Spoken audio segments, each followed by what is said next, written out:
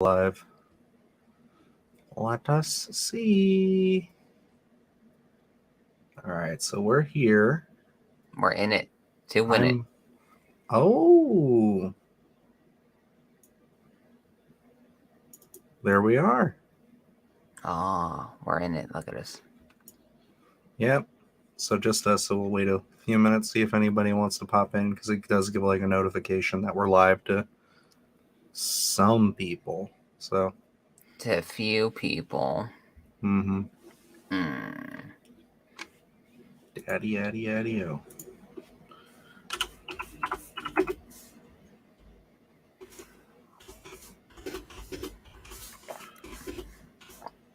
Mm-hmm.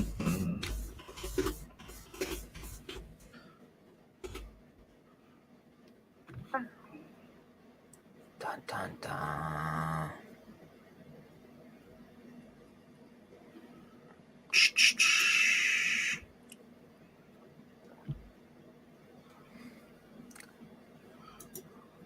Yeah, I'm currently just looking into this to see if I can do what I said I was going to do. Let's start the movie. We don't have anybody in here yet. Oh, I didn't know we were waiting. We have to. How's that? Because that's just the rules. Oh, man. I don't know if that's true.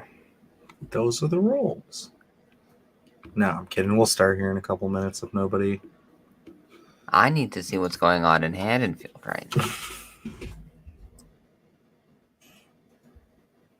We shall see, brother. Mm-hmm.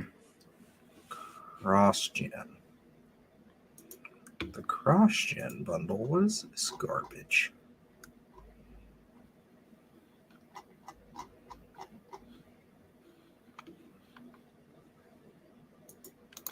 I'm going to have to ask him what version he bought.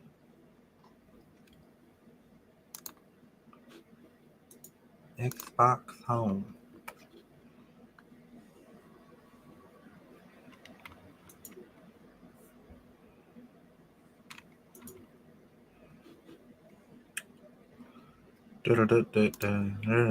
Oh, there we go.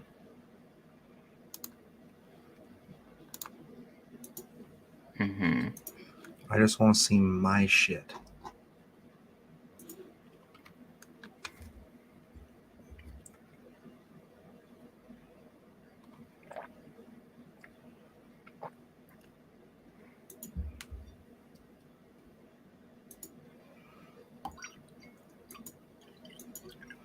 Well, that must be done there.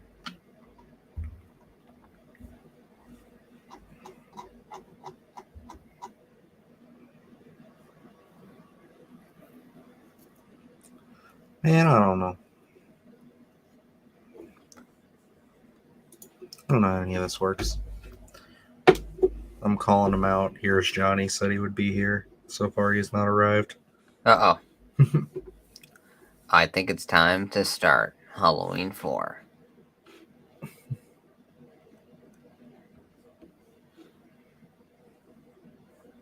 Alrighty. We'll give it a go. Are you booted up? You at 00000?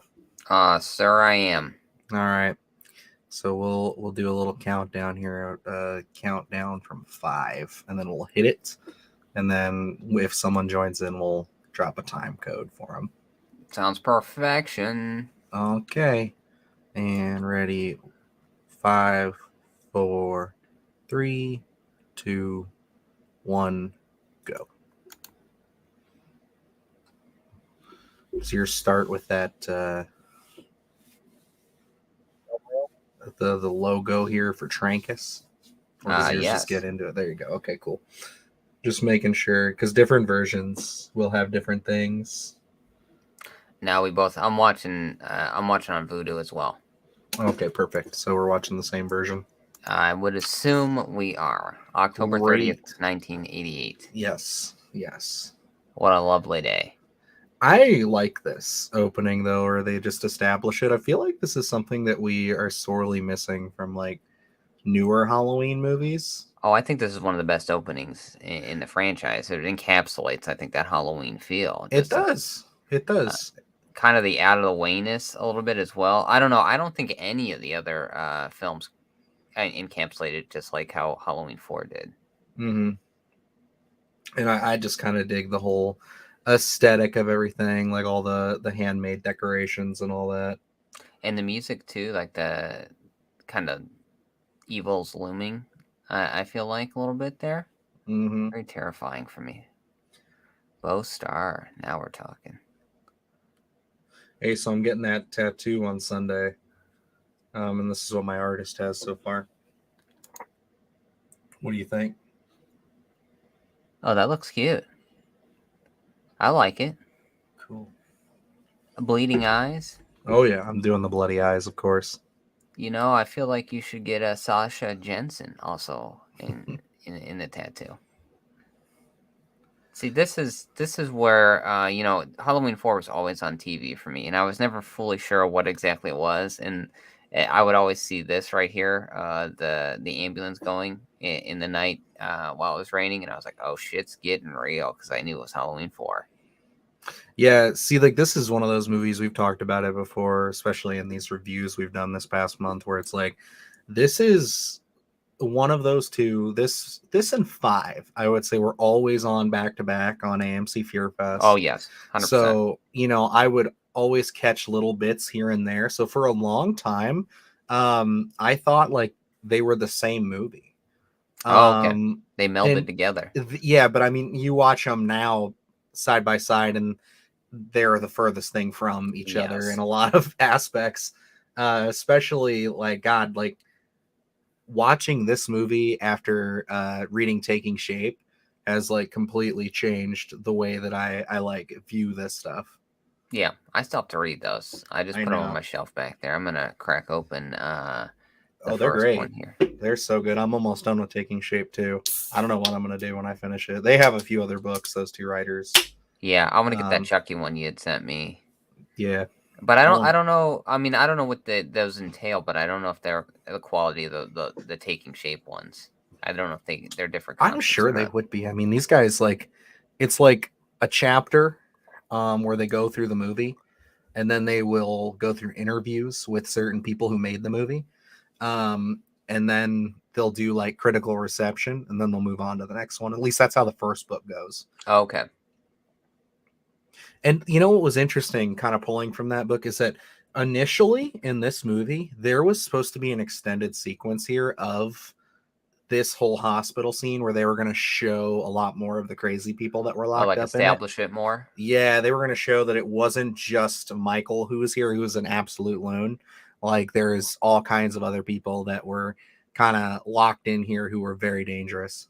But I do like, because I don't know how that extended opening would have went. I do like that we get right into it here. They do not waste any time. It's like we go down, we get Michael, and then before we know it, he is out and about again. Because obviously after Halloween 3, everyone knew what the audiences wanted and what we were here for. So they didn't waste any time getting Michael back out into his form. I get it. And, it's probably the Halloween fan in me that wants to see more of that because, like, I'm not just here for Michael in a sense, like I feel like you and I and other Halloween fans were also here for Haddonfield and the surrounding areas. You know what I mean? Like once you've kind of seen these movies and been through them, it's like you just start to appreciate all the things around it. Yeah, and that's where it's like 2018. I mean, they showed you some of the characters in Smith's Grove, but again, they kind of mess with it with Halloween Kills in terms of not, misinterpreting who Michael Myers was, and then they had the mob and all that stuff, but they never really took advantage of, all the escapees or anything like that. They caught them all. I think that would have been interesting, especially I think if you would have got that feel here in terms of having multiple escapees. I think that would have been interesting going through Haddonfield. Oh, yeah. And, I do defend Kills in our ranking. I defended it, many times, even with our big podcast, I defended it. But, it is one of those things where it's like that truly is one of those moments where you're in the theater and they introduce the concept of those other escapee patients, or at least that one, getting into the mix of things and kind of throwing people off the scent of Michael. And it's like, oh, that's great. That's so cool. And then they just botch that entirely. Yes. And it's so sad. And this is right here. We kick off with that classic Halloween theme, and we get going here. It's raining. This this is what I love about Halloween 4. And I don't know how people feel about it, but I love the bandaged face Michael. Yeah, There's a shot later on that I used in the night he almost came home that I just got obsessed with when I was kind of watching that, because I was just like, man, like I absolutely adore how they handled that. And when we get to it, I'll point it out, because like yeah. I would almost want this to be like when they do Halloween 4 NECAs at some point down the road, because I'm assuming they will. They've done a ton of them. I I don't would know how not the be surprised. licensing works out, but Yeah. if we could get a Halloween 4 NECA, like him in the, the suit with that bandaged face, like that'd be so fucking cool. And that's where it's like, it's a very intriguing look. I would have loved, especially in hindsight, going back and saying, oh, I would have loved to see them do that for Halloween 4 throughout the whole thing, especially the travesty that the mask is. But, it's like one of those Sackhead Jason things where it's, you wish they would have done it, but they're never going to actually pull the trigger on it again, just Mm-hmm. because the mask, or the hockey mask, is way too iconic. Oh, yeah. I love this. Just a thumb through the forehead. And it just starts too. Like they just get going as soon as it's like, oh boy, um, you know, we got fucking Michael here. Like we're just sitting in front of him, not even paying attention, just doing our paperwork, and then they're just like, oh yeah, he's got a niece, and then this guy's like, well, here I go killing again. Like let's He's fucking like, go, I'm boys. set, I'm ready. And I do love that we cut with the him just pounding his head in the ambulance, and then we cut to Jamie Lloyd here. Because it's like always one of those things. As a kid, you get up uh, in the middle of the night, it's storming out. You just wonder what's outside. Mm-hmm. And I mean Danielle Harris, dude, like such a great actress. Like holy cow, I'm so beyond like a huge Danielle Harris fan. And I even Yes, appreciate that they brought her back for the zombie movies. And I mean I like know. she really, I think, made her mark in this franchise, which was awesome to see, because like you hear these people who just come in and out of the franchises, like Friday the 13th. We have like all these people who were there for one movie and then they're gone completely. And she stuck it out. She got 2 films. She was gonna be in 6, but then that turned into a whole debacle. And they have been talking about it, where it's like, why don't we just do another retcon? We've already done it once. Let's do it with where we pick up from 4 and we just erase 5 and 6 and go from there. I think that'd be pretty badass. I'm not gonna lie. Yeah, I mean, I at this point I'm kind of sick of the retcons in the timelines, but I'm such a big Jamie Lloyd character fan that I would, I'm for anything bringing her back. I think, Jamie Lee Curtis had left some big shoes to fill, especially with a kid coming in and kind of being our protagonist throughout 4 and 5, and even to an extent till 6. I know the character's only in it for a short time, but I think she was more than an adequate replacement. You're with her through this thrill ride. You feel for her, and you just want to see her vanquish the shape. 100%. And looks like we got a couple viewers in here. What's going on, guys? How's it going? We got 3 people watching right now. If you are trying to hop in with a movie with us, we are at 9 minutes and about 30 seconds. So if you hop in about there, you'll be right Watching Jamie around where Lee we are. Curtis. Mm-hmm.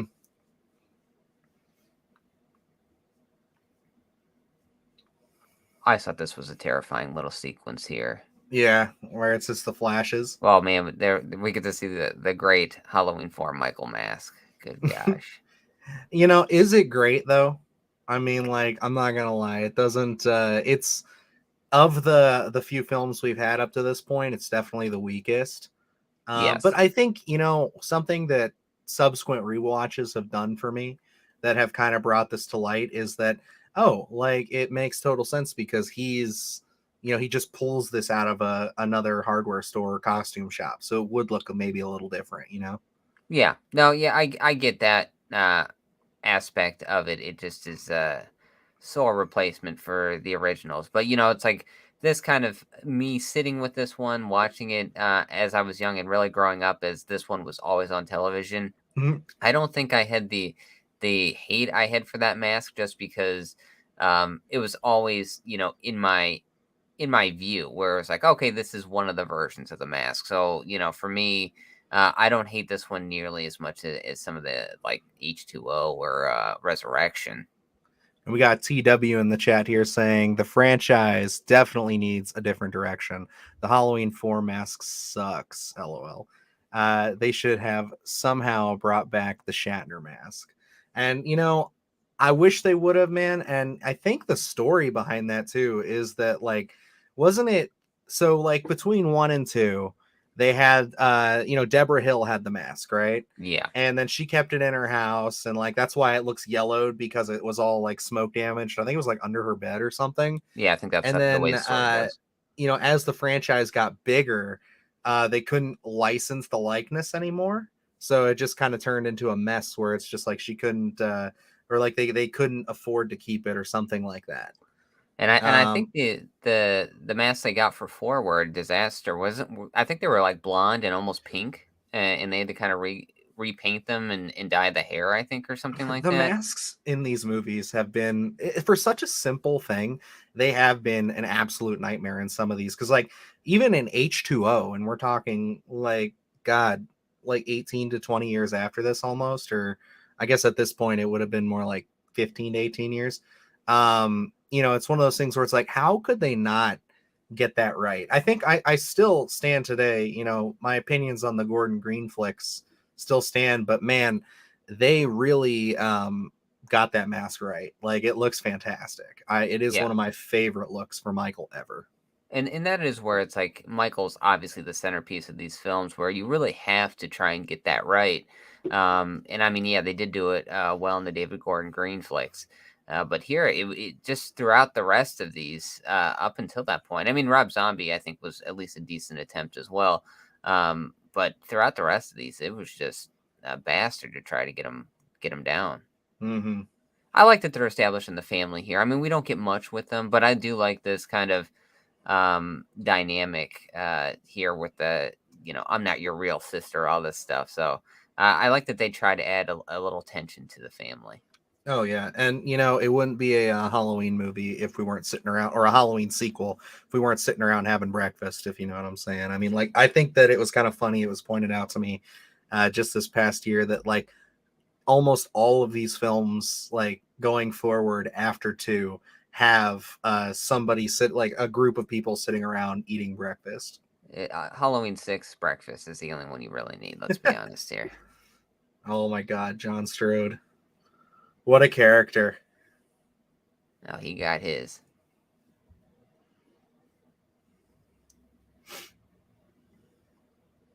Oh, Rachel, come on. Gotta watch who's in the room. Look, she's just trying to get her rocks off with her boyfriend this evening, all right? She's got a Listen, big night plan. Nothing's I going to don't ruin blame her. this. Sasha Jensen is a heartthrob. He was in Buffy the Vampire Slayer.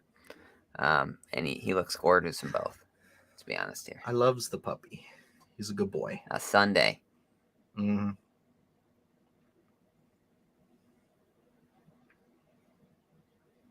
Oh, we're going trick-or-treating. Always a fun time at Haddonfield, right? No, absolutely. No better place for it.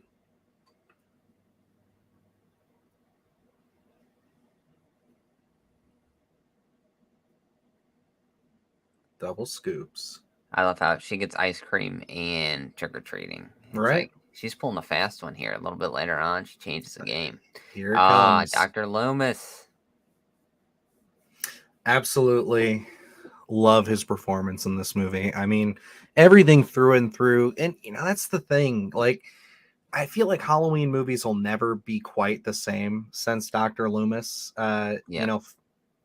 left us, unfortunately. It's just one of those things where it's just kind of like you'll never really catch that tone. And I think with the most recent one with like Dr. Sartain, it was one of those things where it was like from the moment he was brought on screen and they kind of started running him the way they did, it was just like, oh God, I hate this. And then the twist happens and it's like, oh, I hate this even more. Hey, do you think that, now seeing Halloween 6 and all this, and this is Dr. Hoffman here. Do you think this should have been the character for the Man in Black here? Yeah, I know they were running and gunning, so we didn't have the hindsight of or foresight to actually make this the character. But I think it would have been an easier pill to swallow to some extent if this, was the Man in Black character from 6 to be like, oh, it was a plan all along, even though, the Thorn storyline is, I think it would have made more sense. I think, yeah. like, considering this is the first of this, pseudo trilogy. When I was doing a deep dive here on Halloween, I was trying so hard. I was like, maybe that is him. And then I looked and I was like, nope, different names, but maybe in a different world. Maybe.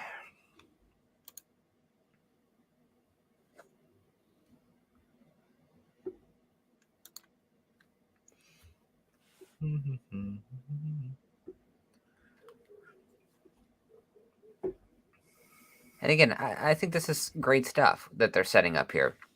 It just feels real. I like the kind of expansion here of them, hunting down to see if Michael's still in the car crash and stuff like this. I think this stuff's a lot of fun. No, I mean, this movie is fun through and through. I like this. And I like that you only see so much at the start of the attack, where he pushes his thumb through and everything. Yeah. And then it just kind of drops off after that, and now we see the wreckage. And I like that they say, they're all chewed up, so it's like it's hard to tell of how many people are in there. I love it.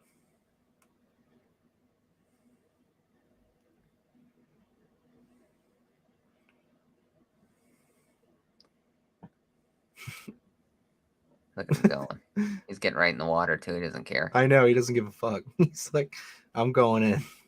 I gotta make sure. Ah, jeez.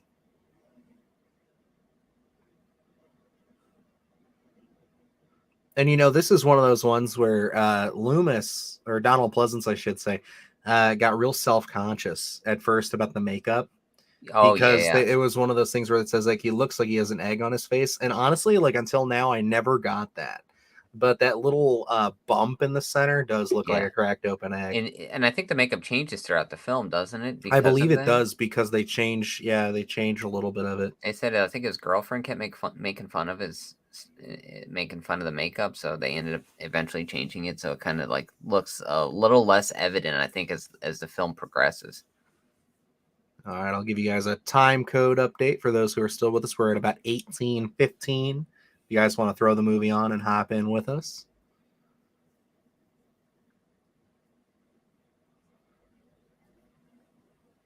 Now, I know we talked about Halloween 3 and this kind of being an anthology and everything. Do you think it would have been interesting if Halloween would have not become a Michael Myers vehicle, but more so a A Dr. Dr. Loomis? Loomis. Oh, I'd love that. And he's just going through all these different scenarios. Yeah. I think Yeah, that would have been a lot of fun. it would have been great. I mean, it would have been nice. I think, like, anything you can put Donald Pleasance in with this. I mean, this franchise, that character is his most iconic character, I would say, to date. Oh, absolutely. And see, like, I'm telling you, I love that look. I love the bandaged look. Yeah, I think that would have been a lot of fun to continue with, especially if you weren't going to be able to get the mask right to the quality of those original two. Just wrap his face up and call it, because it's also that has a level of terrifying, especially the bloody bandages. It's that kind of fabric, so it's going to get dirtier and dirtier as the film goes on. I think it would have been a lot an interesting style by the time we get to the very end of the film.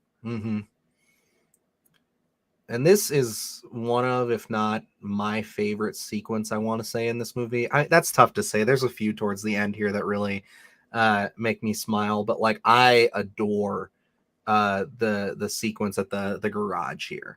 Yeah. I think this is awesome.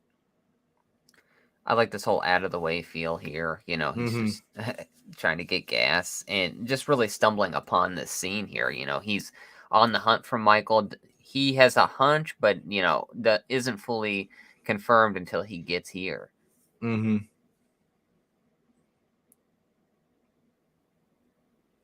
this is one of those things too that they did bring back in 2018, if you didn't catch, was that this was supposedly the same truck stop, garage, whatever you want to call it.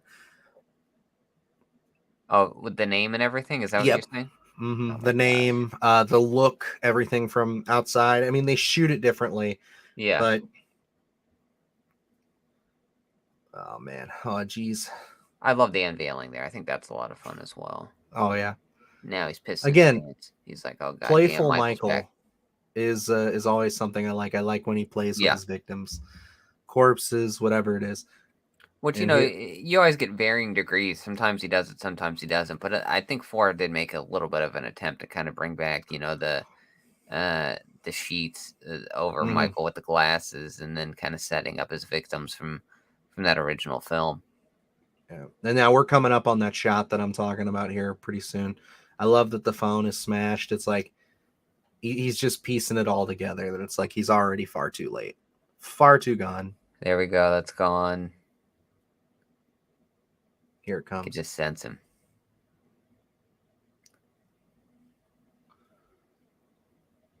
This shot right here. Like, are you telling me that you wouldn't want a NECA figure with that alternative head?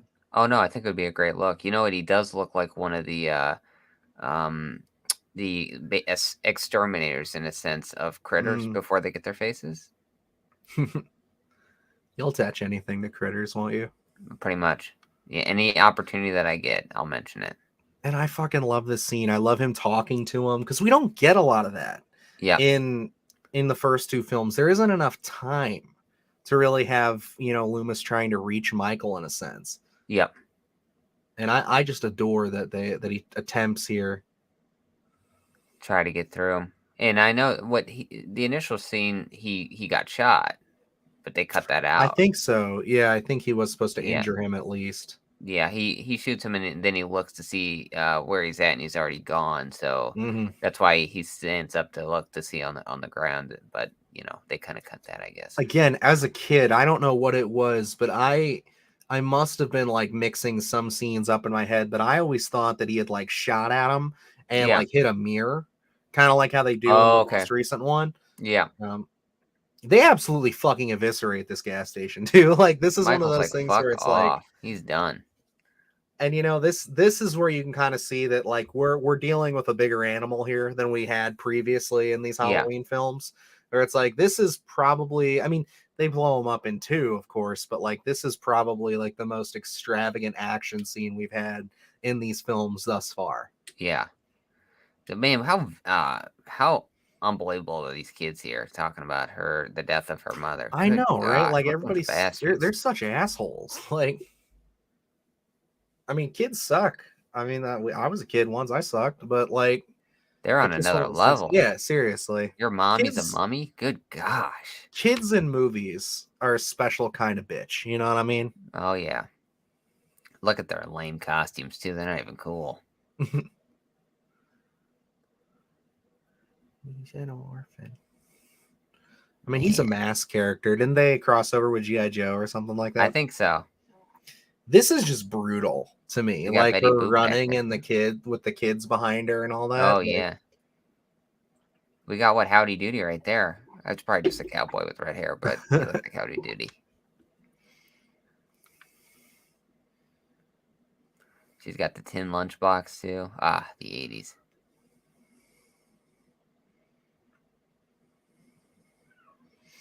So you just feel bad for her. You do. Like, even before Michael shows up.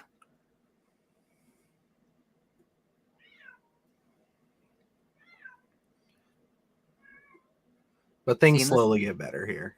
See, this is another one where I'm forgetting the name of the girl she's hanging out with in 5. But Is it I always Tina? Tina, that's right. See, they should have just made this character driving with them right there. That should have been Tina, because they filmed it a year later. So it's like, come on. I know they weren't thinking that far ahead, but again, come on. They're thinking Come this. on. Easy fix. Yeah, it ain't gonna be that bad. Tina's pretty annoying too. I'm not gonna lie. Oh, I don't in like the other Tina movie. at all. All right, here's Johnny's popping in here with George Wilbur is my ideal portrayal of Myers. And I agree with you. I think he's fucking great. Like he's definitely one of the best. I think he's the third portrayal of the Shape that we've kind of had. I mean, if you want to count, what's his face, who was the maskless shape for a brief second in the first film. I hear that guy's an asshole, but it's one of those things where it's like he's definitely he brings the kind of gravitas to it, like especially as we move along here. And that's where it's like, sometimes they're unsung heroes in a sense. I think the horror community has since found a lot of these guys, but before it was just like, well, hire stuntman A, but then it's like Exactly. it really makes or breaks the film as how these guys are portrayed. I love, and we just talked about Ted White with his passing on Sunday Scaries Yes. a few weeks ago, and like you hear how that guy talks about how he played Jason and he wanted to bring a certain gravitas to him and everything, and it's just one of those things where it's like you got to appreciate that. Like, I mean, he was just a stuntman, so Yeah. it's one of those things where it's like the fact that he came in and like took it that serious. Like, I mean, you got to give him props. Fuck off, Wade. Look at him. Oh, he got it.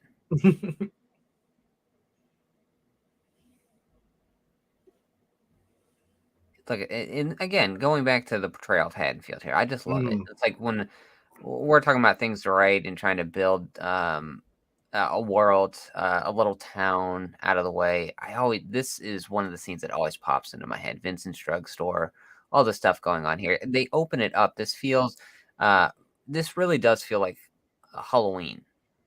I agree. It strikes that tone. This is why this movie to me always like sits really well with the other the first two films, as far as like the portrayal of just like you can kind of watch 1, 2, and then 4, Yeah, and like you have that same continuity. It just yeah, feels good.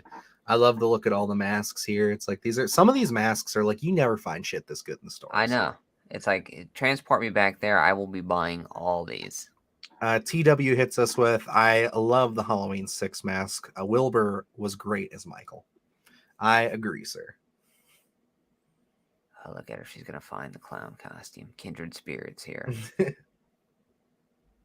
It's a nice touch. And for this era, I like it.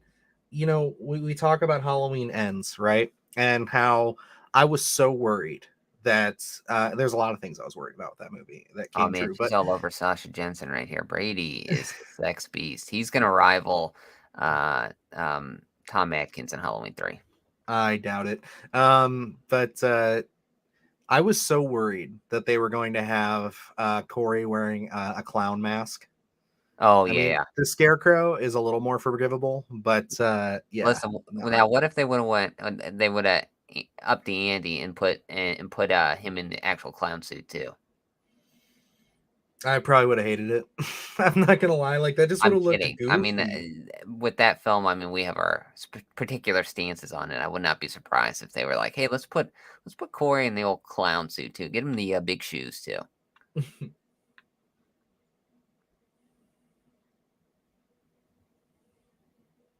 Oh, he's got it.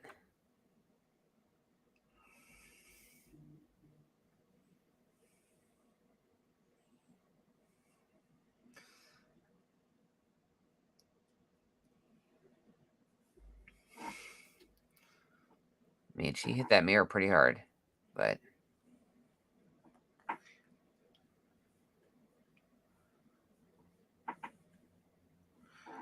Here's Johnny says Tom Morga got replaced, but literally every scene he said he was in, I enjoyed too.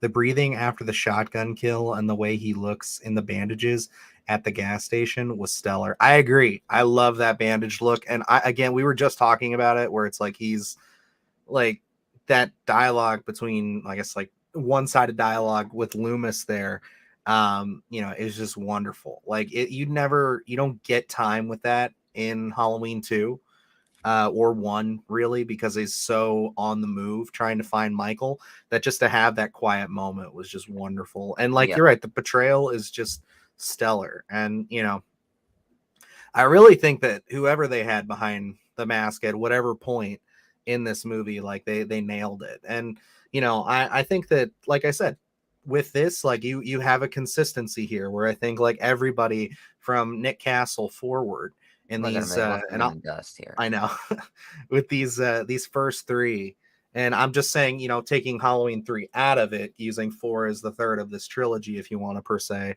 they nail it. I love this character I here do too. that picks him up. I mean, he's only here for a little bit of time, but again, it's just world building stuff, and I love the reaction that Dr. Loomis has to this character because it's like uh, you could think he's a total madman, but that's not how Dr. Loomis reads him at all. He kind of Mhm. accepts him and is almost entertained by him. I think it's very intriguing. There was a version of a script. I am blanking just because I've been so inundated with Taking Shape too, um, of all the names of them. I think it was Halloween Retribution, maybe, where this character was supposed to make a return. Oh, okay. And it turns out that the way they were pitching it is that he was supposed to be the Man in Black. Oh, that would have Hmm. been Quite an interesting, intriguing right? take. I think it sounds a little better the way they kind of tie it up and pitch it. But again, I don't think that one would have made it to screens regardless. But there are a couple in that book that I will be doing videos on because there are some solid ideas. And that's what's like, there's so much out there in terms of Halloween content because the franchise has survived for so long and there's so many different takes and, some are of higher quality than others. And I mean, there are so many, I mean, we're diehard fans of it as well, what we want to see. And there's so many characters, again, like this guy only has minimal amount of screen time, but, someone thinks enough to bring him back. I mean, what an expansive universe they've really opened up here. Mm-hmm. No, I agree. I love that he just breaks down this song here. I This is know, and great. like you got Dr. Loomis smiling there. One of the very He's few ready. times he actually He's on board. he And here we go. smiles. Great portrayal of Halloween just in Haddonfield here. Hmm. This is, again, we've gushed about, well, I know I have about the world building like in Silver Bullet and stuff, and I'd say this is on par with that. Yeah, and this really feels like a Halloween in like Akron, Ohio. Like, I Absolutely. mean, where we're from, like that feels like, that real small town kind of feeling of Halloween where you get into some of those suburban neighborhoods. You just got kids running around. Like, I mean, tomorrow night for me is trick or treating in my mother-in-law's neighborhood. So we're taking my 9-month old there to go trick or treating for the first time. So it's like it's going to be really fun. And I'm excited to see it because like that's the thing, like you kind of appreciate as you grow older. You used to you participate in it, you go trick-or-treating, and then as you get older, like at least my wife and I, we'd always look forward to passing out candy. Yeah. Like we had just bought our house last year, so that was the first time we ever got to sit out and pass out candy before our Halloween party. And I mean, just that atmosphere and that vibe, there's nothing like it, man. This is why this is like my favorite holiday. Not just because I'm a horror film, enthusiast and lover, but it's just like that feeling. You can't beat it. I mean, it's the exact equivalent to Christmas morning to me. Yeah, and we both love horror films, obviously, but it's like, I think just that element of going out and dressing up, getting the candy, those are things that you remember throughout adulthood. It's something Hmm. there's something in the air, it's cooler out, especially when it's not raining and it's kind of just cool enough to be chilly but not cold. Um, there's just something so special about the season in general. The decorations, obviously, it's something that as a kid you remember, and I think that's what Halloween 4 really brought to the dance here. It's like, yeah, the mask for Michael wasn't on par to what we got in the originals, but I just think the world building here is just Hmm. it's really the bread and butter of this film.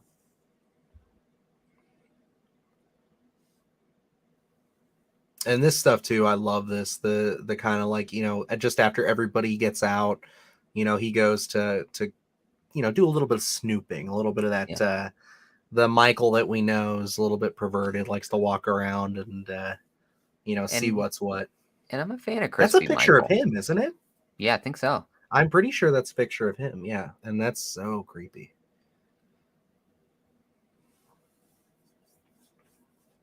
I love this too. I love the reveal that Braggett's retired and everything, and he's gone. So it's just kind of like, where does he go? Yeah, and that's why I like, Dr. Loomis is the only one, yeah, coming back, from this whole thing where it's like he's expecting the same Haddonfield that he was at in 1978, but everything has changed. So it's like, again, he's back to square one with people not believing him. He doesn't have that credibility anymore. They just think he's a crazy old guy that's ranting and raving about Michael Myers. But again, he's the one in the know. Sheriff Ben Meeker too is one of the best additions to the Halloween franchise. I gotta say, I love his character. I think that he's a great stand-in for Brackett, but even in the sense of like just how it doesn't take him very long to like get like along with the gimmick of Loomis here of like what's going on. He doesn't like Brackett spends that whole first movie denying it until he absolutely can't. You know what I mean? Yeah. And there we go. Like the makeup looks like it's changed a little bit. Let's take a look.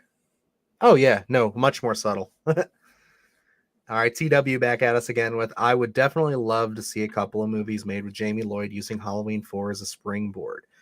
Why the hell not add another timeline? I agree. I mean, at this point, we're so far gone. Like, let's just fucking do it, bro. Like, let's chase this rabbit hole down. And we were talking to Jason Jenkins, not too long ago. We posted that interview where we were all just kind of saying, you can. He brought it best, I think, where he said like he could see the Halloween franchise kind of going the way of the Bond franchise, where it's Yeah. like every few years we have a different take. So it's like, at this point, why not? Like, we could have something like the Ben Collins and Luke Petrowski script, the Halloween Returns script another year, and then of course a pickup of the Jamie Lloyd stuff. Like you could do that every few years.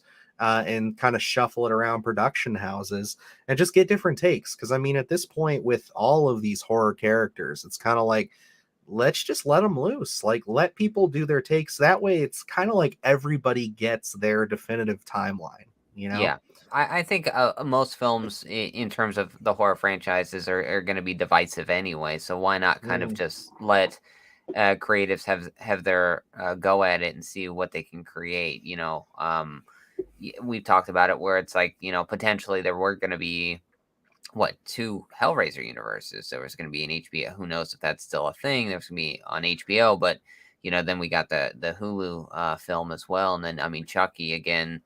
They tried to reboot that, and they were going to simultaneously have the Chucky TV show going on. So it's like, you can pretty much do anything. It's the horror community in these franchises are so diverse now. It's like you might as well just let them take the reins off and go for it. Mm-hmm. Look at Brady getting caught. That dog. Son of a bitch. Cops do it by the book. Love that shirt. Look at him almost falling down the stairs. Come on, you fucked up, man. And then Jamie's just doing her she don't own give a shit fuck now. anymore. The She's hell? like, hey, everybody accepts me finally. Let's go. She's like, these are the kids that just made fun of my mother dying, and now I'm going to go get candy with them. Short attention spans. Little time code update for anybody who wants to hop in here. We're at 38:54. And Brady's trying to ask for forgiveness from Rachel right now, but he does not deserve it. And of course, he's just going to go right back in the house. Look at this. Yeah, why wouldn't you? I mean, like, yeah, he fucked up already, but she's down. I'm just saying. Like, I don't care. She's gorgeous. I mean, like, I thought that when I was young watching these movies. I was just like, holy fuck, like, that's a woman right there. Oh man. Well, Dylan. Going down a different route here on the commentary. Look at her. She already lost Jamie. I know. There we go. Are we going to see Huckleberry up on the... I was about to say, who did it better, Halloween Kills or Halloween 4 with the angry mob? I don't think there's any competition here. No, not at all. It's like, again, this feels real again. I just love this take here.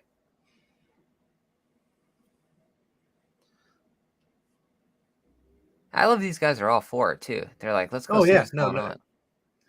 I love it. He's just like, what is he? He hands it off to the bar hand and says, "Lock it up for me, will you?" Yeah, he's like, after I got chugging business. a beer. Well, come on, Jackie. There you go.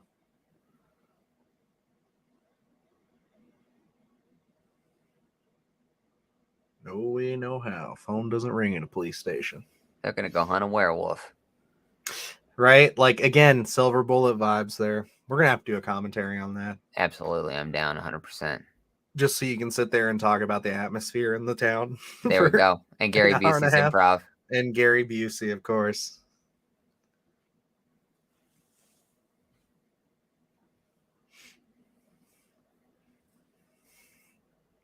Again, I think it's right about here where Meeker, all he has to see, I believe, is the dog, doesn't he? And then he flips. Yeah, and that's where it's like, you know, even the mob there, they don't have to warm up to it too much. I think, don't they go back to the police station? They just been totally massacred, I believe, is what's going to happen here. Not to jump too far ahead, but it's like, you know, at that time, everyone's like, yeah, let's go hunt this fucker. And then TW back at us again with it sure beats the hell out of Evil Dies Tonight, LOL, and I couldn't agree more. Even though I'm a defender of Halloween Kills, I thought that was a good bit of fun. Yeah, it's fucking it's there. There's no defending that. There's no defending that at all. They use that so much, you know. I know we're a couple days early for the kill of the Oh, week. thank you, bud. I appreciate that. TW just subscribed to us. Oh, wonderful. Perfection. Oh, here we go. Good old Bucky. Listen, he's just trying to do his job, and he's gonna get hassled by good old Michael here. Look at him. What a voyeur. What a pervert.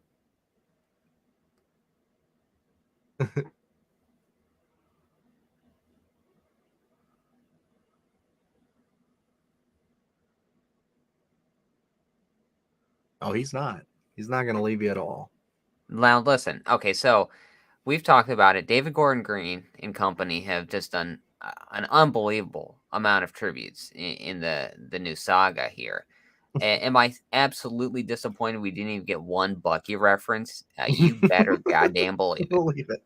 Because I know every film you were in the theater and you'd just sit there and you put your head in your hands and just say, they didn't talk about Bucky, Dylan. They didn't talk about him. And I'm just I feel you, brother. I feel you. I got the custom shirt that said I came for Bucky and I wore it to all 3 films.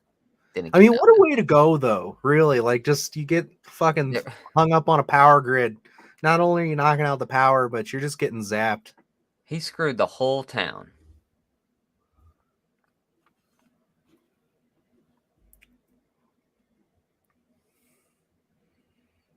TW says, I would have definitely liked to see Anthony Michael Hall's character a little fleshed out, a little more, my opinion, of course. No, I agree. I think that was a fair portrayal. I enjoyed his performance. I think he's a great actor.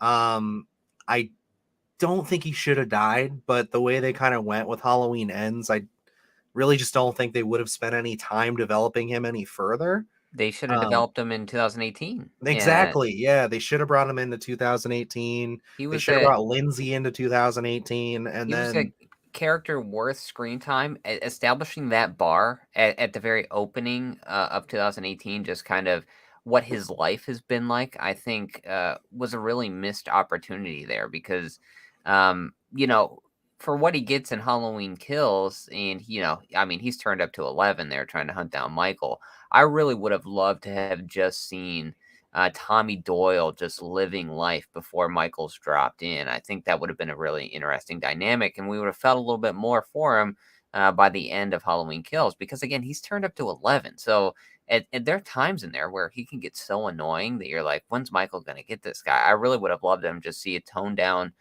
Tommy Doyle, just seeing what his life is like before we get before everything gets all out of whack. I agree. There's so many missed opportunities in that film with just like, and I talk about it in the night he almost came home, where it's just like, that's kind of my big issue with it, where it's just like all the pieces were there. We really had ourselves a pretty excellent throughway here of having what could have been a fantastic trilogy, and they just kind of shit the bed around almost every corner. I mean, not every corner, but I mean, like, they they just let me down too many times. And I think like the biggest bit is with the characters and the development and just how they Yeah. were handled. And that's when you have David Gordon Green there, and you know that he's going to be at least co-writing something. You would think we would have got a lot of compelling characters going in and dynamics, and we really didn't get any of that. It was just kind of, again, we talked about it at the beginning here, where there was just overload with tributes and almost directionless, especially where they didn't really know where they were going to go. It felt like a lot of times.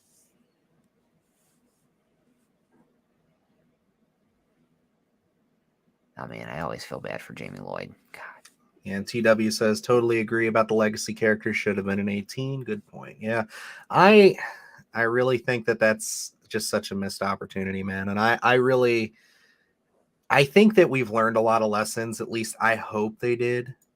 As we continue on.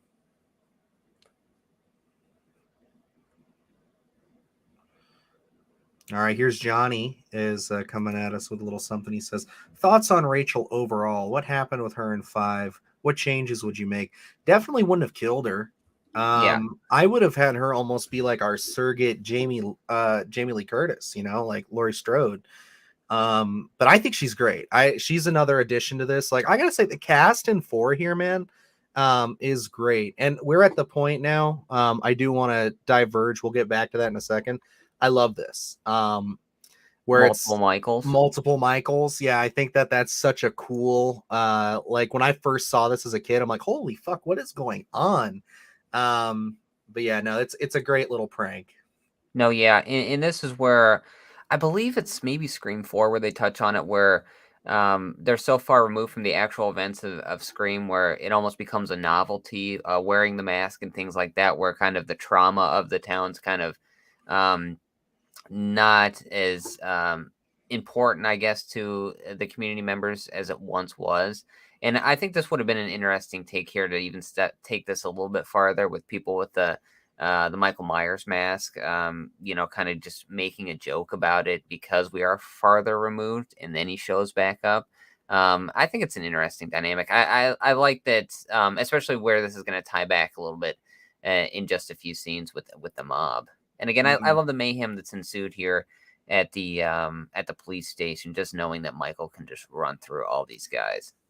But yeah, Luke, to answer, here's Johnny's question. What are your thoughts on Rachel, man? What do you think they should have done? What would you have done? I absolutely love Rachel. I know the director's reasoning in 5 to kill her so soon was that he thought it would open up for the dynamic of anything could happen, which for me is absolutely such a terrible move.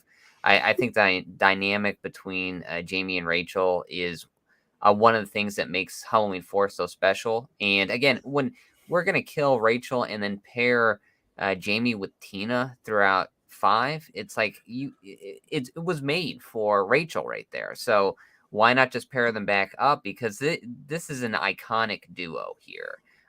It's one of my favorite things about 4, and obviously every time we get to that scene in 5, it makes my skin crawl. It's just such a travesty for that Rachel character. Yeah, I definitely would have kept her alive. At least, if we would have had a more consistent Thorn trilogy here, at least till 6. Yes. Have her make it through 5. I want to see her dealing with more of the repercussions with Jamie. Like, I mean, because you really see them bonding in this film. Like they really get close by the Yeah. end. And You know, we talk about we did a podcast on Child's Play 2 and how Kyle kind of, took Andy under her wing. I get that same sense here as the film goes on with 4, and I would have loved to see her not give up on Jamie so quickly. And I think there was an original draft of this in taking shape where they talk about that, where she was going to stick around a lot more, and she wasn't going to just like write her off, even though she did attack her mother and everything. She was like, there is still a good girl in here. I gotta help her, and that's God, they just 5 really mucks everything up, doesn't it? yeah, because when you talk about directionless, I mean, 5 is the epitome, I feel, of almost just a cash grab directionless film where they paint a lot of characters in corners and don't really know what to do. They don't make the best use out of anything because I really would have loved, depending on how 5 goes. I mean, we all know at the end of that. Jamie gets abducted. If they went that route in some fashion, and then we're back in 6, I really would have loved to see the Rachel character kind of at the forefront, trying to find out what exactly happened with Jamie. It's very limited, but I love the interactions we get with Dr. Loomis and Rachel. I think it's just fun for some reason. I don't know if it's the personalities or not, but I've always found that intriguing, and I would have loved to seen that like kind of drawn out with a full film with those two kind of like working together, just to see what we would get. Yeah, I would have preferred that over Cookie Woman. Oh But, my gosh. Cookie Woman. There comes See, that here we music go. again. Look at these guys. Couple beers in them. Shotguns loaded. Nothing bad can happen. Come on, Al.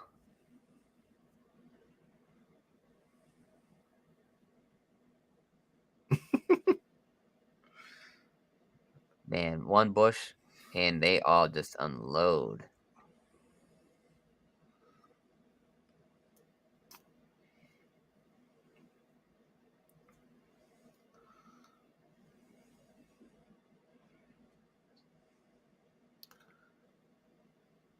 And I think that it's a smart play. I mean, it definitely, like, I like this, no matter how many times you're going to do the trope over, because I kind of do it with Ben Tramer and 2. But the idea of, people just going so mad. And what's this? Ben Hollister? Ted Hollister. There we go. Yeah, Ted Hollister. Where they end up accidentally killing just normal townsfolk. Again, another heavy-handed moment of Halloween Kills, where it's just like they could have been there, they had it, but then they just went too far with it by having Brackett look up and be like, he's making us all into monsters. You know what I mean? They had to play it right on the nose. Come on, we're holding hands here. So, and here's a scene for you, Dylan. Brady and what's this character's name? I'm forgetting her name. I can't believe it. Oh, she's just always been the one with the cops do it by the book shirt for me. I'll pull it up here real quick to Okay, for some reason offer a little respect here. We gotta be. There we go. We should have done our due diligence here, but we did not. Look at Brady. He is not even remorseful for this whole Rachel scene here. He's just sitting by the fire, relaxing here. Unbelievable. I think it was Samantha Thomas. Samantha Thomas? Yeah. Is the character's name or the actress? That's the character's name. Because what? No, she would be. She's Sheriff Meeker's daughter, right?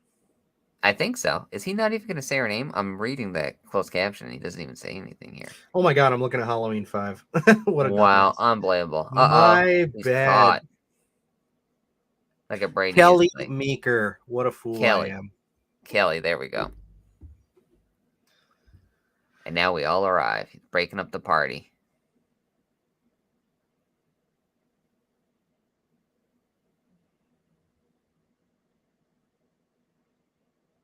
No, he won't.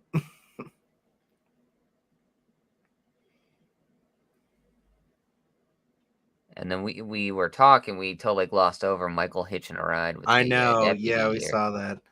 I love that too. Just the reveal of the hand and everything.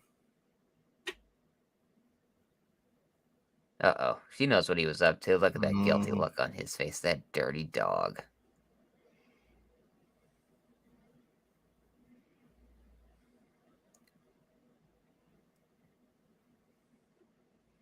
He's all business right now. He doesn't even give a shit. He's like, whatever. I love when we come back here in a second. Right here.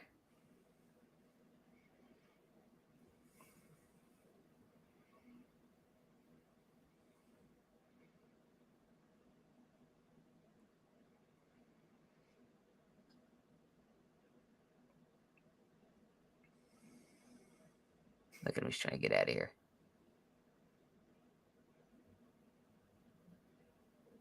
Yeah, get him.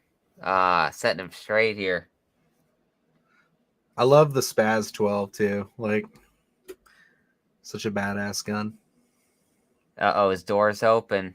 Come on, man. Not an observant deputy at all. Come on. No, just like, oh, I must have opened it, He's like, I'm not even gonna think twice about the maniac outside somewhere with a mask. He's like, we're all good. I'm not gonna lose my head about it.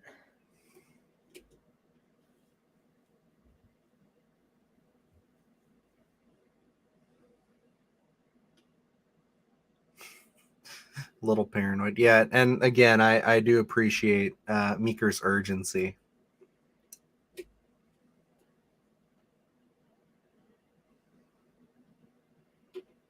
Even though I find Brady to be such a dirty dog, I think he's got some redeeming qualities to him. So, it's hard for me to hate him completely.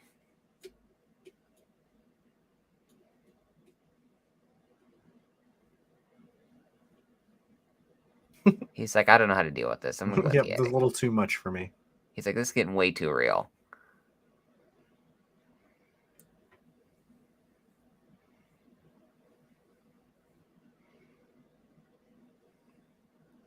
There were nothing like 80s cops, I tell you. Right. Just had a certain quality about them.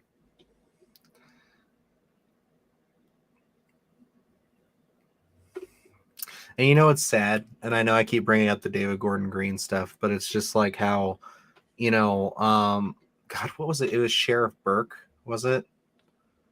Sheriff Burkett. I think so. I don't remember. Cowboy Hat Sheriff. How Oh, yeah. literal deputies in this film get more development than he did in Yeah, I 3 know. films.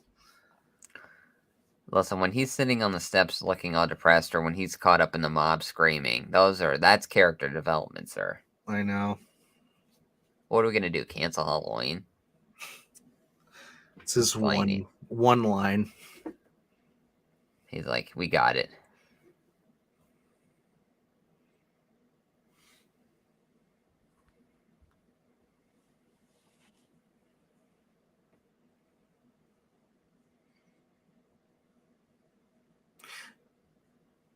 This film really does. It kind of breezes through. I mean, I'm just thinking about it. We're already in the house. Yeah, no, I was looking at it too. For those who are just joining us here, we're at 57 minutes, 25 seconds. So if you want to hop in, throw the movie on, you can catch up with us here. Now, what if the kid locks Brady in the attic here, telling him Michael's gonna get him? Yeah, and then he kicks Jamie off the steps. There. And I love the building of atmosphere here and throughout the house, because it's like we know Michael's presence is already here, but I mean, obviously our characters don't already. So it's again, it plays with that tension building, that cat and mouse, the paranoia, stalking. Yeah, that's something we didn't get enough of in the new trilogy for sure. Just not enough stalking. I love the shot here. It's just all dark, and then we're kind of lit. Just the sheriff and Dr. Loomis there, and we're kind of just going with it. I love the darkness that they bring here, but still lighting certain areas here. It's just very intriguing shots, I think. They make everything very interesting. Yeah, we're getting ready to set up one of my favorite kills coming up here pretty soon in all of the Halloween franchise for sure. Which actually, I'm going to throw this out to anybody who's watching right now. Name some of your favorite kills throughout the Halloween franchise. If you had to pick one or two that would top the books there for you, because the one that we're about to get into, I think, is just equal parts so ridiculous, but also just so creative and fun. Yeah. It's one of the things you remember when you are talking Halloween 4, because it is kind of out there, but in a way kind of on brand for Michael as well. So it's like, it's almost that evolution of the original Halloween as opposed to this one. It's kind of got that, I would say, 80s flair to it. Mm-hmm.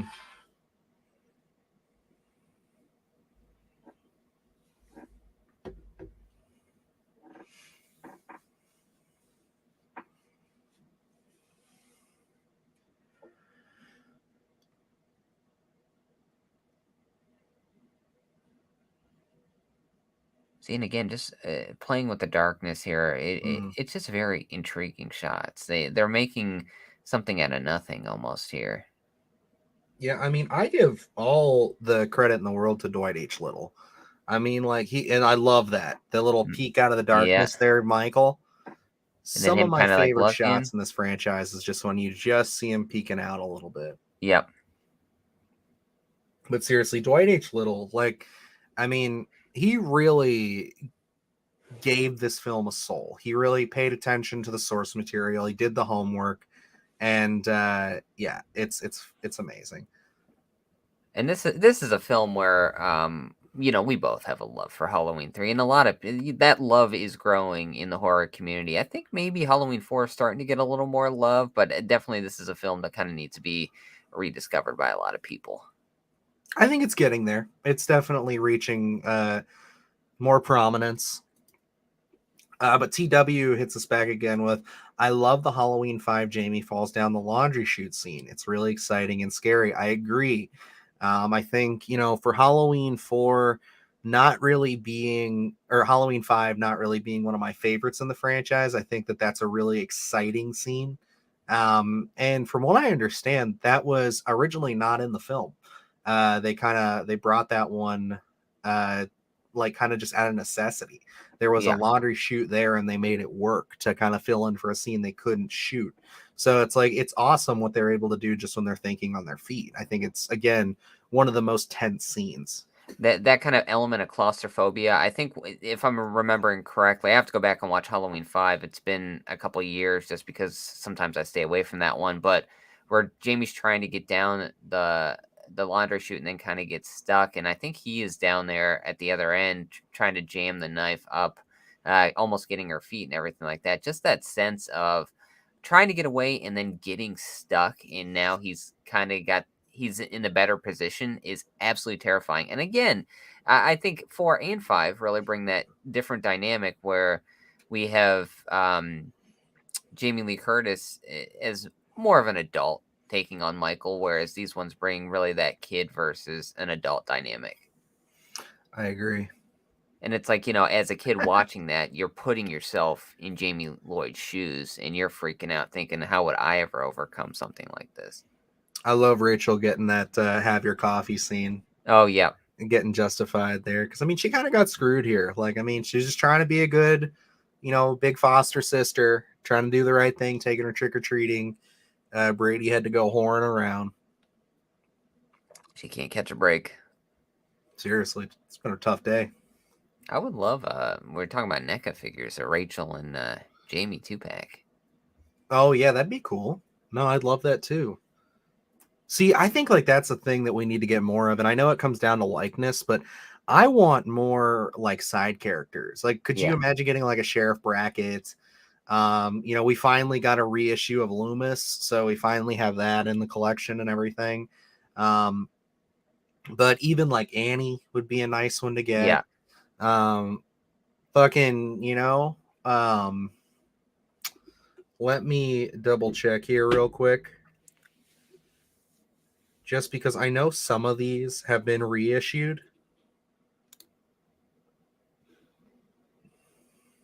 Because they had back in the day, NECA did have a couple of like Laurie Strodes and stuff like that. So I want to see, because like obviously like a Laurie Strode like in the original getup is one that I'd like, because we have her in the hospital gown. Yeah. As like a cloth figure. But what's that other character there? Oh, she's about to eat it right now, brother. I know. Yep. One of my favorite kills in the entire franchise here. I just, again, so creative, so fun. Let me see here.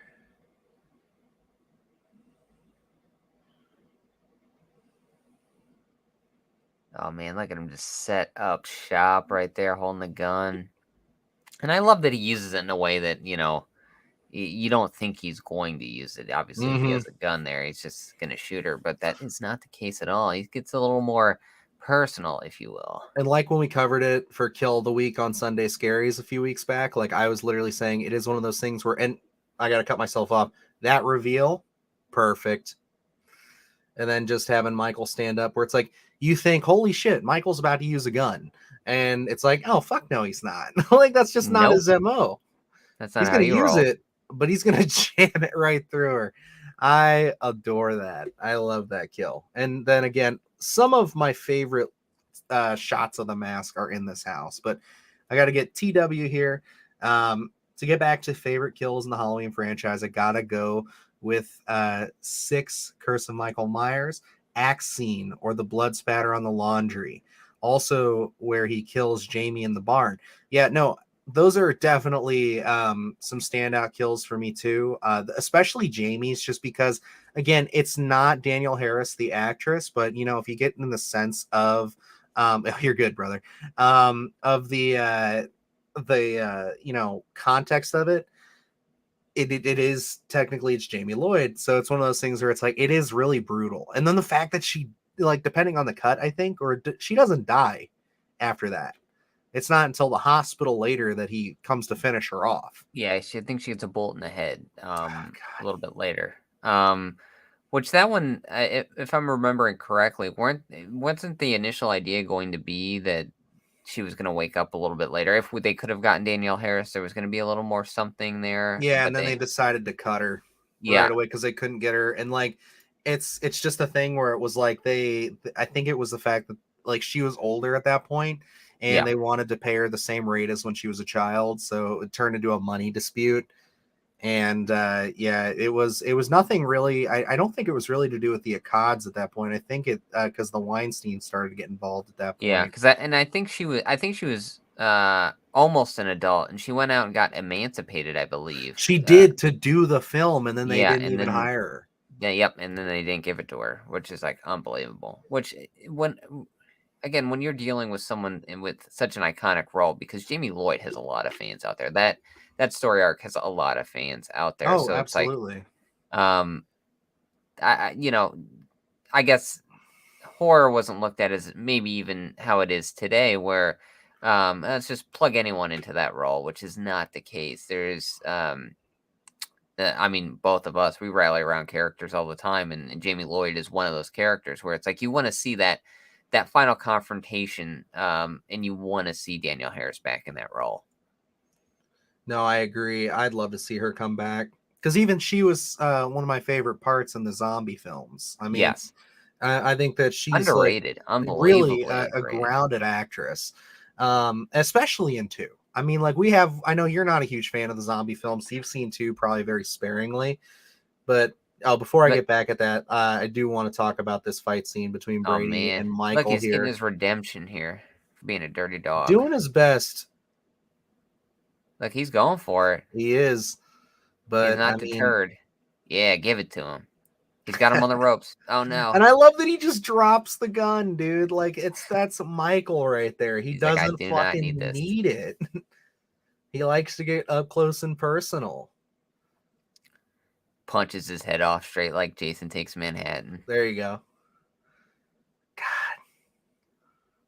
I love the portrayal of power too with Michael in these I love that films he too. spits in his face, though. You know what I mean? Mm-hmm. Like, he's going out like a champ.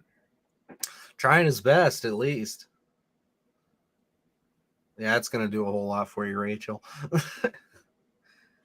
But You know, what was I saying beforehand? I don't even remember. But we're talking about Halloween 6, maybe? I don't remember no, either. we that was a little bit ago. I don't remember what I was saying about some bull crap.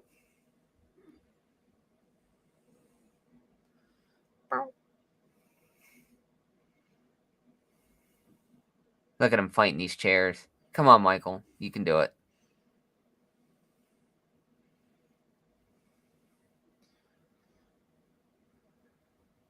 There we go.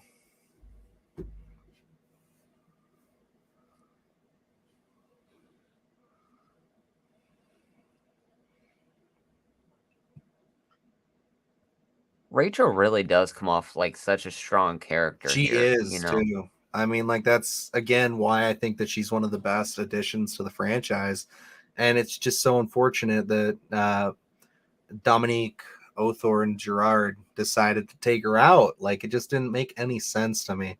Yeah. It's like they just did a great job of establishing her assertiveness, her protection of Jamie here makes Mhm. you the love you have for Jamie makes you love Rachel even more just because she's her protector. So Yeah, it's like you want to see that dynamic keep going. And again, Jamie Lee Curtis leaves big shoes to fill, but both they these characters they is do a solid job. absolutely. And I would have loved to honestly see Dwight H. Little come back and do 5 and maybe Yes. 6. Just give him the trilogy. Because, again, like I said earlier, he really shows that he did the work. He did the homework. He tried to get this as close to the feeling of like a Carpenter film as he can. And I wouldn't say that it's perfect, but it is consistent. And Yeah. I think that it's one of those things where it's like you're always going to, kind of lean into that a bit. And I mean, if you can get this close, then I think you can shepherd this along. Yeah. But I mean, Michael's trying to walk on a roof. Always yeah. fun. He's like, this is a new one for me. He's like, hold on a minute. This gravity stuff is not for me. Look at her. I love that. She's like, well, try, damn it. Where she's like just hitting short. Where they're like, just do it. Oof. Rachel does take some hard hits in this She one. does.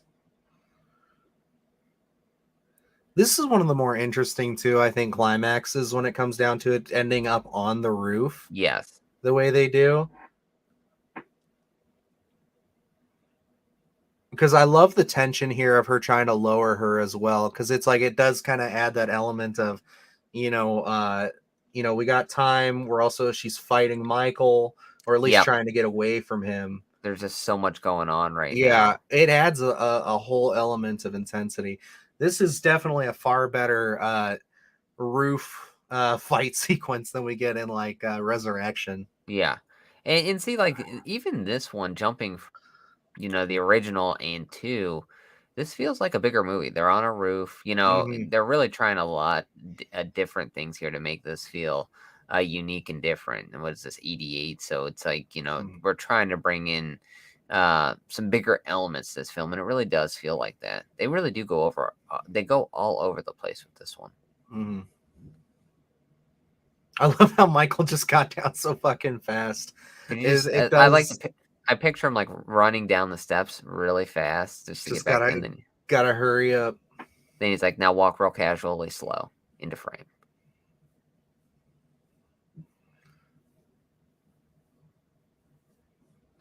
He's so focused on that bloodline, man. He didn't even give a shit about Rachel. He just left her. Yeah, he's like, I don't care. He's like, let me get the clown first, and I'll come back for her. And again, you just feel bad for Jamie. Look at her running. She just wanted to go trick-or-treating tonight. Gosh. And get ice cream. Double scoops. And I think it's interesting, too, of just like how much of a dead zone this world becomes so quickly. Haddonfield. And there he is, Dr. Loomis, the man himself, to save the day. He's always coming in a clutch. Mm-hmm.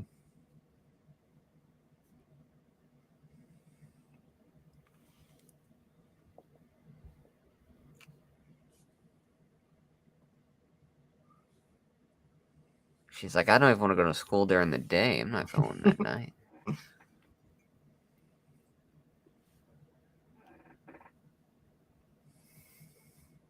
And the shots with like the shadows and things, again, I think it's just great filmmaking, very underrated. They don't talk about it enough. I appreciate Dr. Loomis just not giving 2 fucks at all. Like, I'm just gonna shoot this off again. I think that at one point in the scripting process, or at least the shooting process, they were like, I think they tried to imply that the bell was supposed to draw Michael, but they never really got around to showing that. Oh, okay.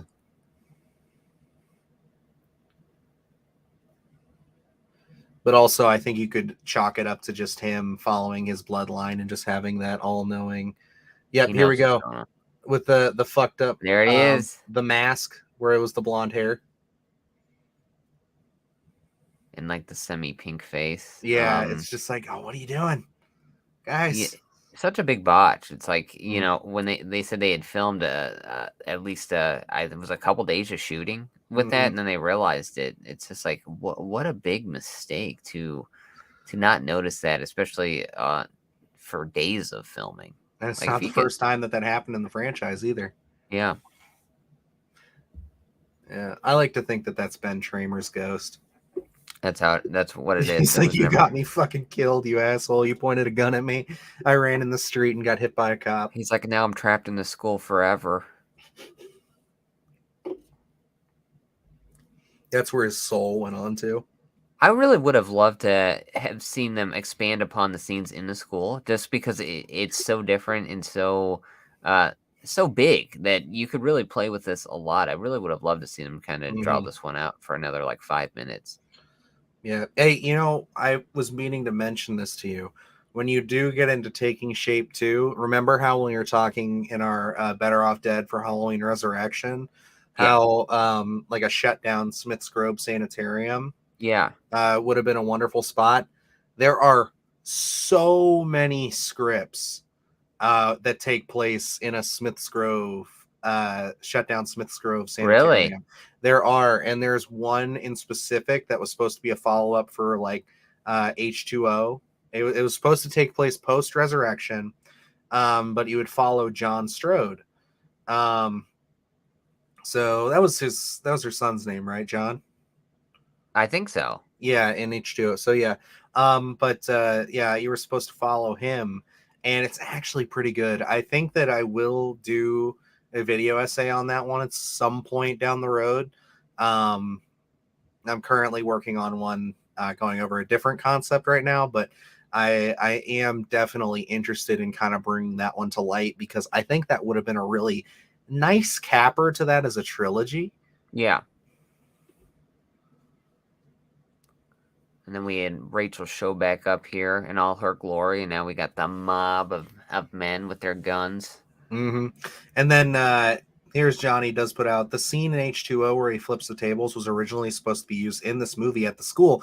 That is a great point. That was where it was originally taken from, and then they pulled it for H2O. And again, I think that that's still it works in H2O. I think it would have worked great in this too.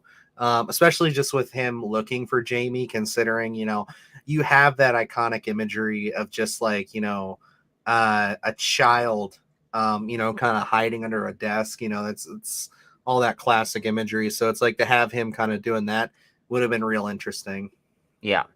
Just to play with it a little longer, I think would have been a lot of fun. TW hits us with H2O, the Dawson's Creek of the Halloween franchise. LOL. Fun movie, though. Shit masks. I agree. The masks are not great. But yes, that it's funny enough because, of course, that's what's his face? I always forget his name. Kevin Williamson, writer of Dawson's Creek, helped with that one, which is funny enough. I thought that he had a bigger hand in the writing of that film than he did. As it turns out, he was not as involved with that. They wanted him to come on as a writer, like to be the sole credited writer, just because at that time he was coming off of Scream.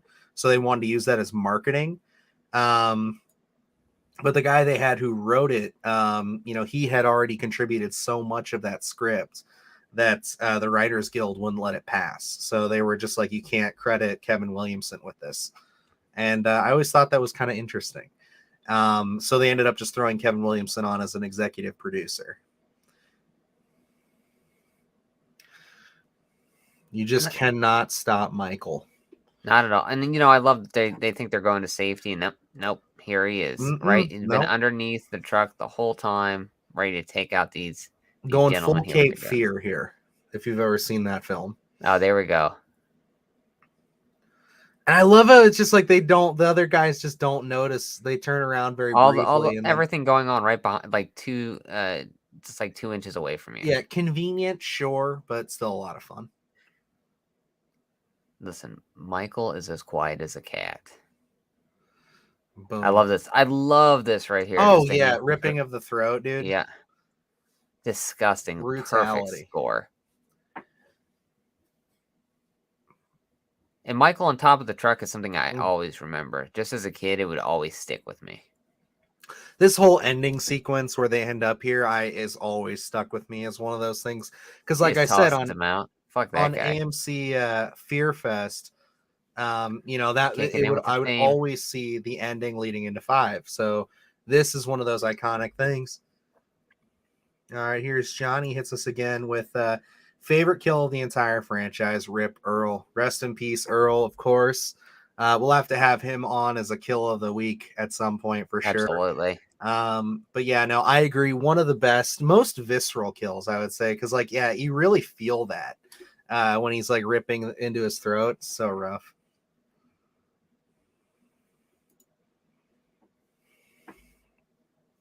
Look at Michael hanging on for I dear know. life. He's got it covered.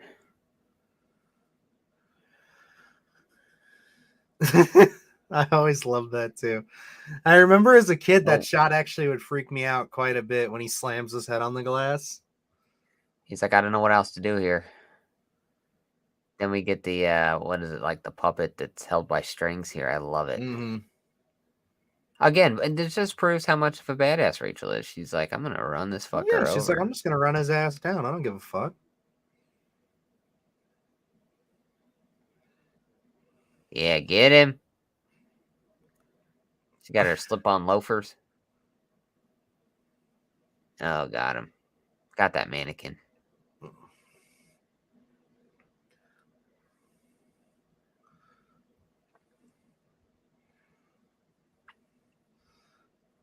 Yeah, it's still one of my favorite endings, I'd say, to a Halloween film for sure, with just the chaos that ensues here. Very different because it's like It is. the other kills have been the ending scenes have been so intimate between like Dr. Loomis and Michael, where that's really it for the most part. Where it's like this one, we're just gonna have a whole slew of people ready to pump some lead into the old masked man.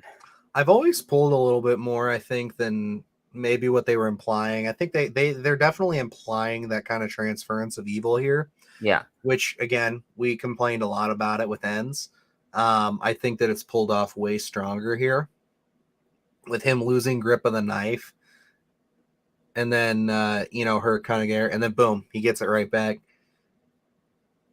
But just that look that she gave while she was in the car, yeah. it's just one of those things where it's like I've always kind of seen like now she's starting to make that connection.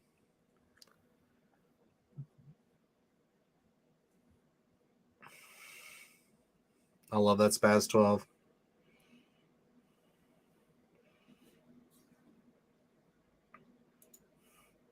TW says, love Fear Fest. Yeah, man, I don't have cable anymore. I am strictly streaming for the most part in my household, but like, I absolutely adored Fear Fest. I would watch it every year growing up. Whenever that would be on, I'd be flipping on. And, honestly, AMC, even before they started really pushing their original content, was always on in my household just because Yeah. they always played some of the best movies, especially if you're into horror and like off the beaten path horror. So, like, love that. And especially in the summertime, they always did their Jurassic Park weekends and then their Jaws weekends. It's like all that stuff. So I was a big AMC Fear Fest, AMC in general, and then also Sci-Fi Channel kid. Like those. I love that shit. Especially now where it's like, we have our own collections, we have streaming services. We can pretty much get access to anything, but like as a kid where you didn't have enough money to really build your collection of DVDs at the time, and you just have to wait for October to come around so that you could watch and consume all horror, because when that Fear Fest would start, that would be the only thing I would ever turn on. Didn't care if I'd seen it, not seen it. Some of the movies that I still dislike to this day that were still on there that played during Fear Fest, I would still leave on just because it was all horror all the time. So, I mean, now we have that luxury of having Scream Factory Blu-rays and Shudder and all this other stuff. But at the time, Fear Fest, man, that was my bread and butter. It was always on no matter what. Here's Johnny's going to hit us with another one here. Unpopular rewrite. And I love Rachel, but how much more impactful would it have been if Jamie stabbed Rachel instead of stepmom? That would have been The girl that would that have been a saved her? great addition. That would have been perfect. Especially leaving off just not knowing if Rachel was alive or dead after everything we had just seen. That would have been so impactful. Oh yeah, and I mean, because they always said that the stepmom survives, so I mean, Rachel could survive Yeah, too. especially Um, it leading to the God, dynamic of five. this is, and I'm sorry to cut you off, but we got to say one of my all-time favorite endings of any Halloween movie here is Loomis with the no, no, no, no, like so intense. Ready to The shoot way her. they leave it, oh my God, this is why I It's love this movie, man. Yeah, especially I cannot imagine walking out of the theater at this time, waiting a full year. Because we already knew. By the time I was watching 4, I could just pop on 5 and see what the resolution was. But leaving the theater after 4, wondering what the hell are they going to do? Big question.